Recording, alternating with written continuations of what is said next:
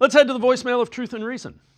Hi, Dave. Great show. It's Howard from Marin County. Yes, it's football season. One thought. When I see Deshaun Watson, I think of Hawk Harrelson, the baseball player that they coveted so badly to come from Boston to Cleveland. He had his own TV show, and then he stunk. I really think that Deshaun is a bust, and now that you have no tackle to protect him, this could get ugly really quickly. I'm surprised that Mr. Berry, who, is an average GM, didn't think about this and fortify the tackle position. Again, Mr. Berry has had some good and some bad draft picks. My question to you is, when Deshaun Watson goes down, who will take the blame for this? Usually the GM or somebody's fired when they have a huge pick and they put all kinds of money in, and then it doesn't work. Thanks a lot. Bye.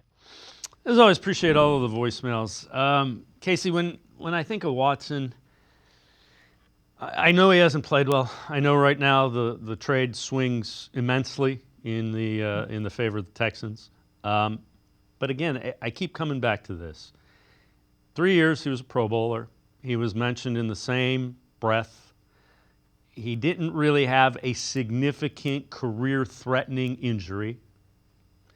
I can't come up with an NFL quarterback who was that good for a sustained period of time, who didn't have something career-altering, who didn't get back to be at least a really good or an elite-level quarterback. Again, last year he was injured. There's nothing he can do about that. The suspension, you can say that was his fault, and yeah, you're right. But you just can't judge it, and Browns fans don't want to hear it. I get it. You can't judge that trade until you see him for an extended. For goodness sake, he didn't play 4 games in a row last year. He didn't play 3 games in a row. Yeah, and the career-altering thing's been inactivity. Now, it's not been a physical thing that forced him for the inactivity, except for the injury last year, obviously. But that's what it comes down to. You have to get to figure out what he is. We have to see him on the field. You got 17 games coming up.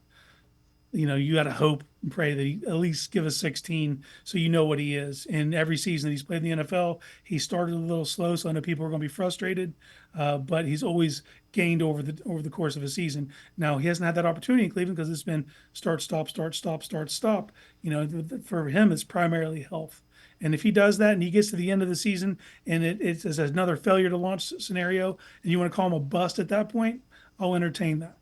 But to the second part of his question is, and I might be alone on an island on this, I think if that happens and he plays 15, 16 games and it just goes objectively poorly, I think Watson will take the fall for Watson's play. I think the ownership has seen how this front office operated and how Stefanski operated and navigated last season, and they rewarded them with contracts. I honestly believe that if this really goes down in flames, I think that those guys survive Watson. I think they would figure out a way to move on from him, and that's who you'd be with here in the future. Now, I might be alone on that, but that's just the way I see it.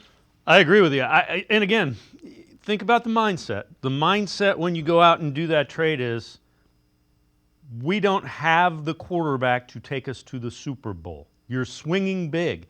That's one of the reasons I don't have a problem with it. I would rather them do that than, we're going to keep this quarterback, and if things break just exactly the right way, we might be able to get in a game. And anytime you're, you know what I mean?